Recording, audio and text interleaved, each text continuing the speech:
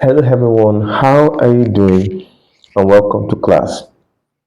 In today's topic, we will be discussing security operations, which is domain number 7.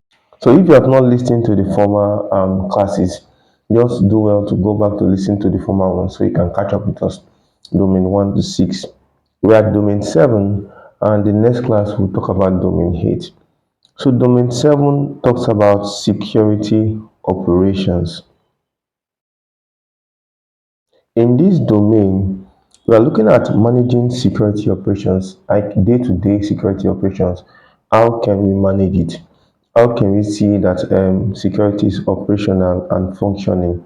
We're also looking at how to prevent and report incidents, how to do disaster recovery planning, and then basically investigation and ethics. So most of these things have also been discussed in the former domains. At least one or two have been discussed between domain 1 and 6. So this is more like just broadening ourselves on it, and also trying to understand a basic concept. So in managing security operations, there are a lot of concepts to understand, and there are a lot of terminologies and terms to look at. So we're looking at some basic terms here, and what they really imply. So to have an effective security operations, you must understand this core concept. They include permission. So what is permission? Permission is more like that's the granular level of access control.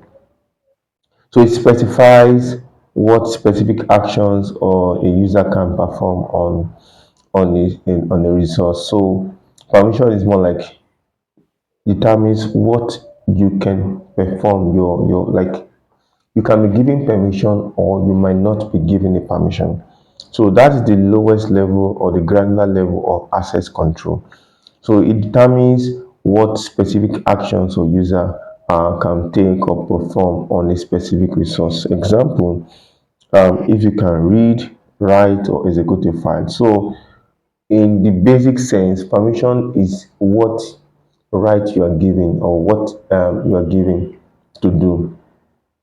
So when we talk about permission, we can take an example like on a computer, a user can be given permission, um, you know, to read a file, or you may not be given permission to write or to edit or whatever it is. So, in the clearest example, you can given a permission, maybe you are in an exam hall, then you are given a permission to actually see the questions, but you're not giving permission to be able to edit it or do whatever you want to do. So permission is just basically what rights, what your level of access control is. So I don't want to confuse it with rights, because right is even broader than permissions. These ones define the ability to perform certain actions within a system. So permission is more like what you are given to do, while right is, there's a difference between right and permission. Right is exactly the level of permissions you are given. So a right might be ability to back up a file or to install a software.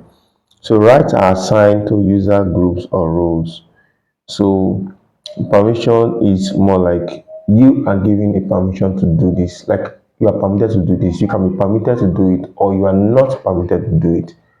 So permission is basic English. You can be permitted to do something or not permitted to do something. For example, in an organization, some staffs are permitted to do some things, but some are not permitted to do that.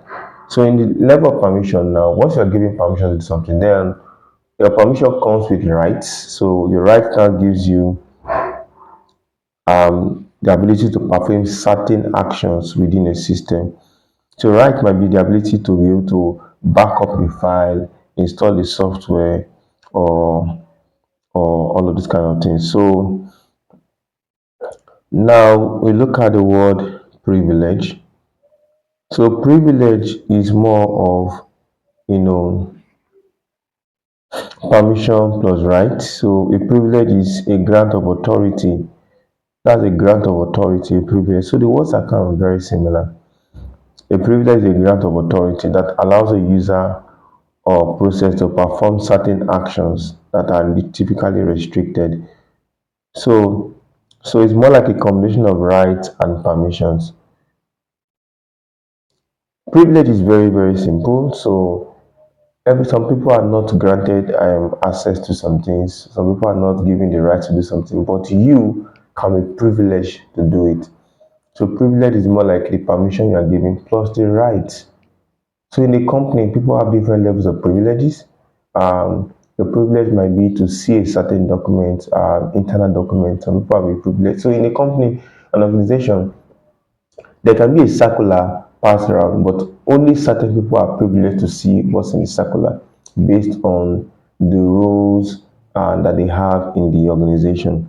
So your privilege um,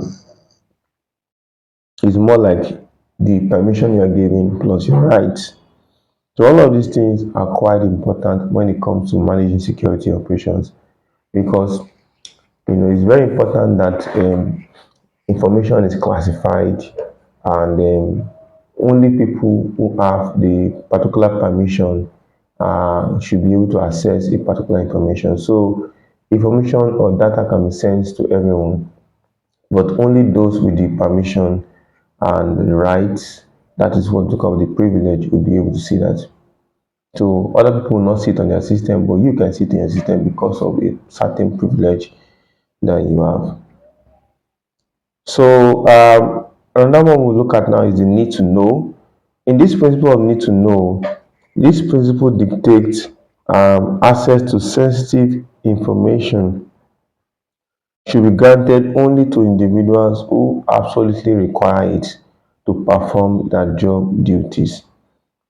It focuses on sensitivity of the data itself. So need to know basis means that you are only given access or access is granted to you based on the fact that you require it to perform your job duties. So this is a very, very important concept once it comes to um, security. So example is a company's payroll information should only be accessible to the human resource personnel, the HR who process payroll, and certain finance department staff. Other employees, even though they have general access to the computer network or company network, don't need to have such a sensitive information. So need to know is you only know the required information to do your own job. So whatever information is not needed to do your job, you don't require it, so you don't need to have access to it. So this is all forms of security awareness, security operations. Managing security operations, we are looking at all forms, and this is a very, very important concept you need to know. As a security analyst, there are some information that will be sent to you to do your job because you require it.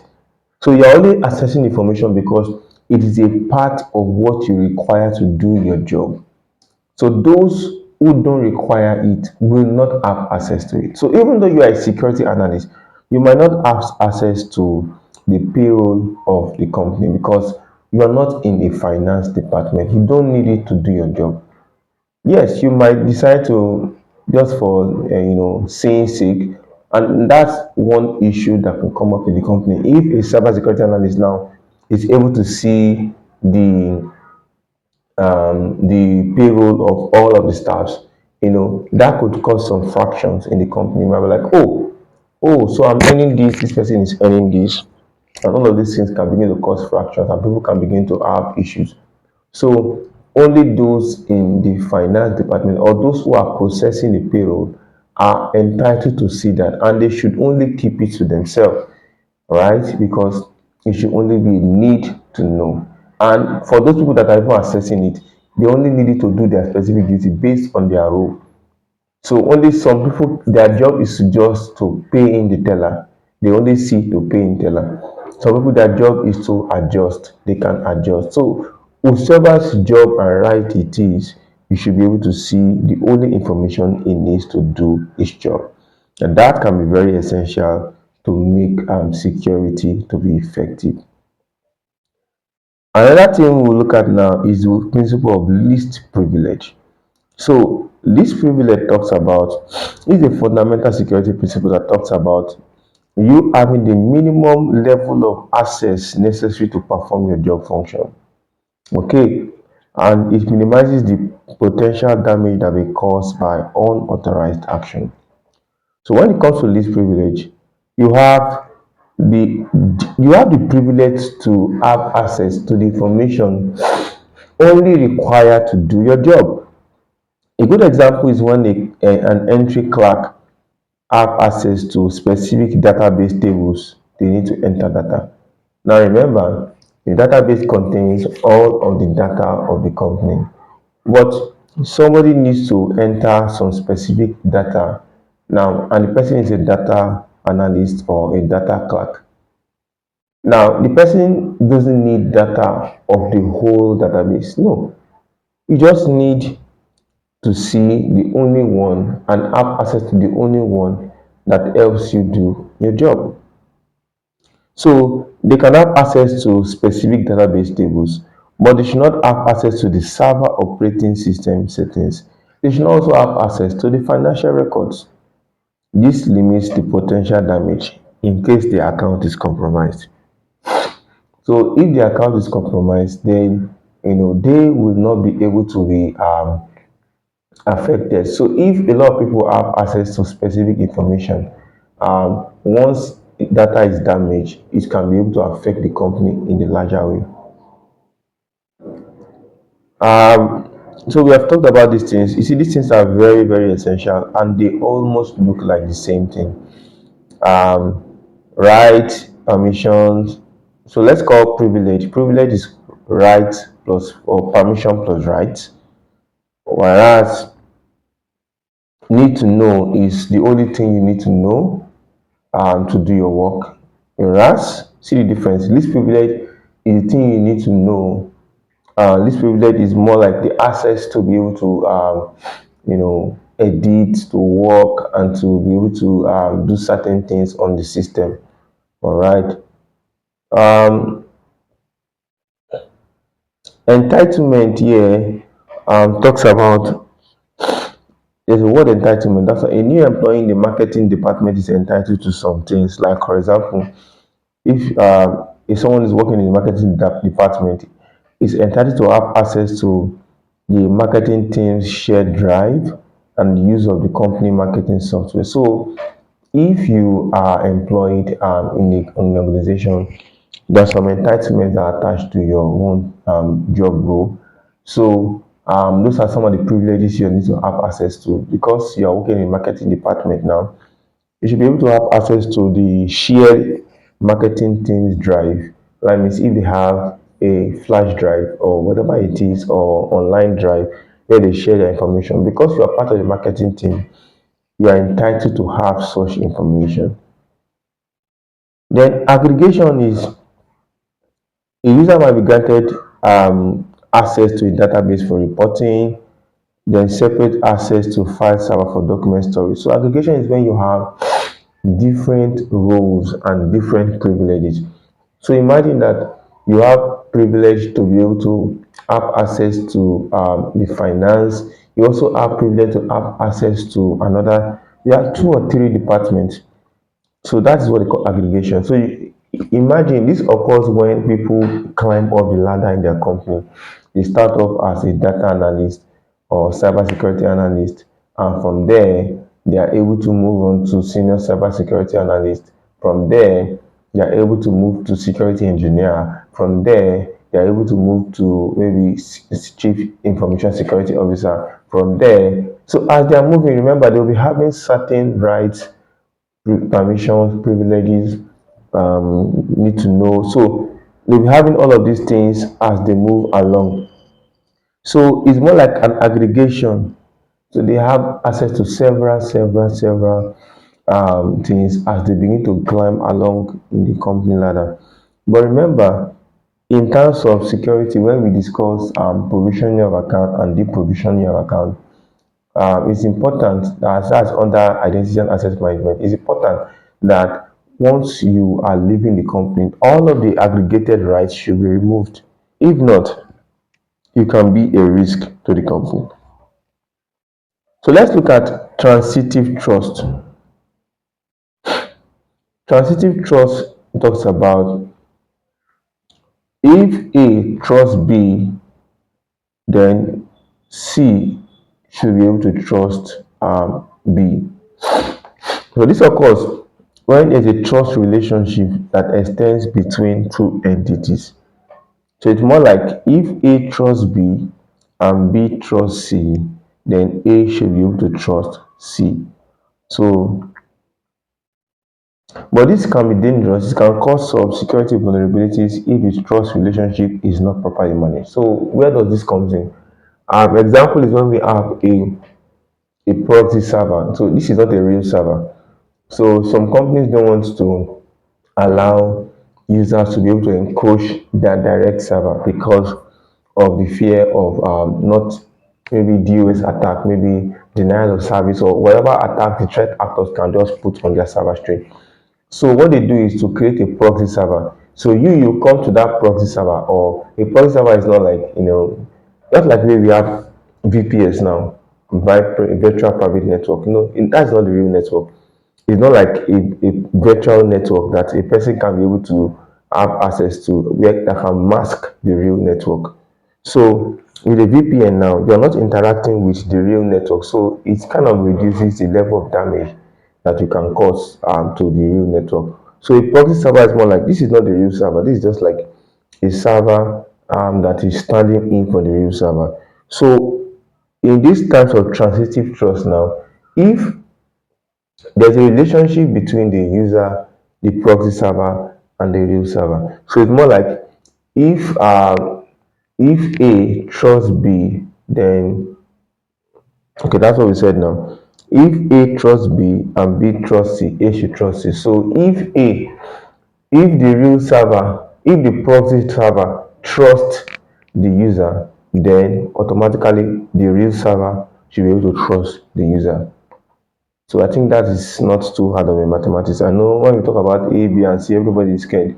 Hey, that's why I did not use X, Y, and Z though, because I know the people will be scared that mathematics. So what we're just saying is, if A, if the user, the proxy server is trusting the user, then the real server can trust the user, because the proxy server just to stand in between the user and the real server.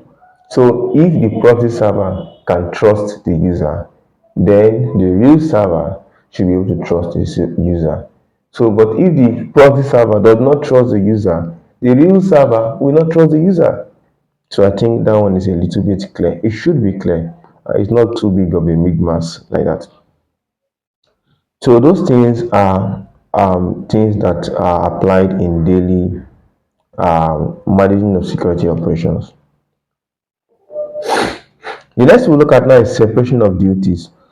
Well, for separation of duties, it's very important to divide critical tasks among different individuals. There are many reasons why companies do this.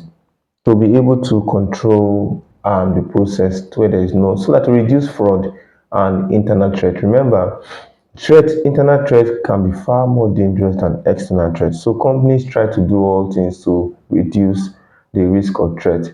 Um, Companies can be attacked from inside, can be attacked from outside. So how do they reduce it from inside?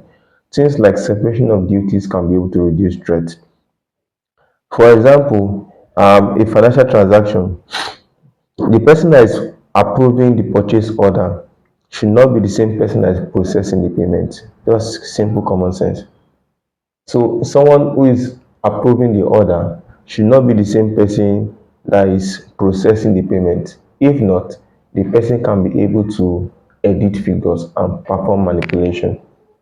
So there should be two people at least. The person that is approving order and the person processing payment should be two different people. So this way is able to reduce fraud. So that's what they call separation of duties. The person that writes the check and the person that cashes the check should be two different people. So that if I write the check and cash the check, I can go and do an undo. So collusion is where we have Collusion. Under collusion, two or more people decide to commit fraud together. So they collide to commit fraud. So this is if a person that approves purchase order and the person who processes payments join together to commit fraud. That is what they call collusion. So remember, somebody is approving payment, somebody is processing the payment. So you must also be careful to know that two of them are not in a symbiotic relationship, or maybe two of them don't have are not befriending each other. So certain companies should look at. So if the boyfriend is the one approving order and the girlfriend is the one processing payment, that can also be a problem. Two of them can connive to create a problem in the company. So to actually prevent this, there are things they can also do, what they call job rotation. So this is when there's a periodic movement among employees from different job roles. So there can be an exchange of job roles within the same department. So we're not saying that a cybersecurity analyst will now go and be a financial, analyst now. So and financial analyst will now become a cybersecurity analyst. So they will not be exchanging position. No. What we're saying is within the same department there could be exchange of positions. So it prevents employees from becoming too entrenched in a single role.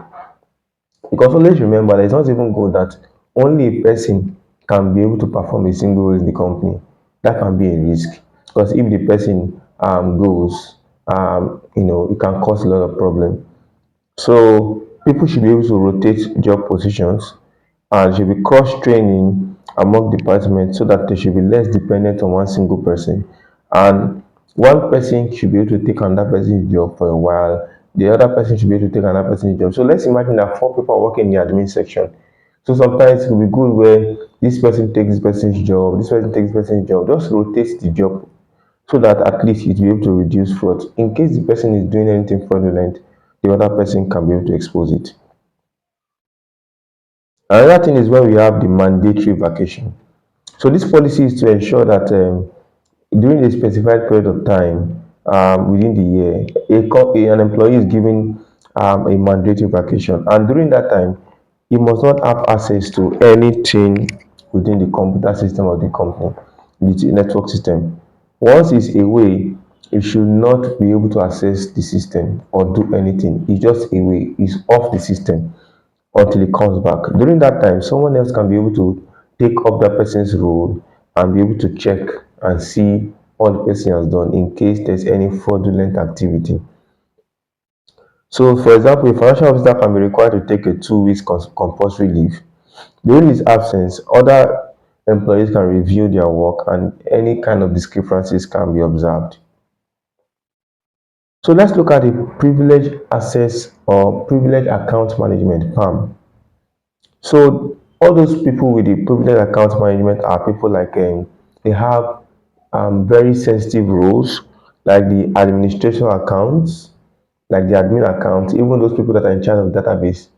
Um, their role is very sensitive because any mistake from their part can lead to a very big damage for the company. So it's also good that um, only people who have access or who need the privileged accounts get access to it. And everyone in the privileged account should be able to have a secure login to perform their transactions on the privileged account. So it's more like there should be a way to monitor the logs of everyone that is working in the privileged account section so that in case there is any fraudulent activity, it can be traced to the person that logged in and logged out. So a PAM system may require administrators to check out privileged account credentials before using them. So they could be able to, the essence is, let us see a way we can be able to monitor people who have the privileged accounts in the company so that in case they also want to commit fraud, we can be able to see their login details, see where they logged in, see their activities, and see all that they are doing.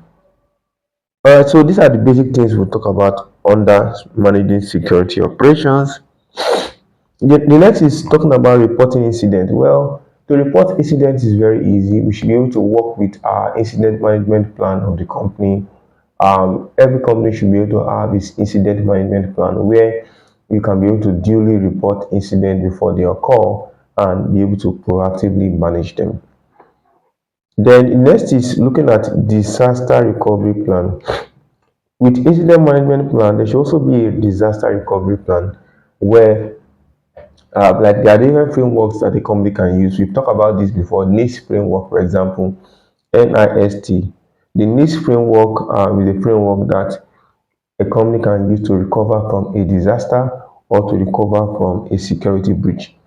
So within this framework, where you can identify and know what all of the critical assets are, you can protect, and all of those things. This framework helps companies to be able to recover in the case of a breach or a disaster. So lastly, we look at investigation and ethics. Investigation and ethics here, we are looking at investigating a particular crime scene or whatever it is. Now, in investigation, there are different forms of investigation. There's also the forensic part where there's a forensic investigation on different data and then events and the crime scene. So normally it's actually a rule that if a crime scene occurs, whatever occurs, that place should be sealed off. So if you have ever observed that maybe in a sensible country, you observe that anytime there's a crime, they seal up that place completely so that evidence is not tampered with. So the same thing occurs when it comes to a breach or whatever happens to a company's data.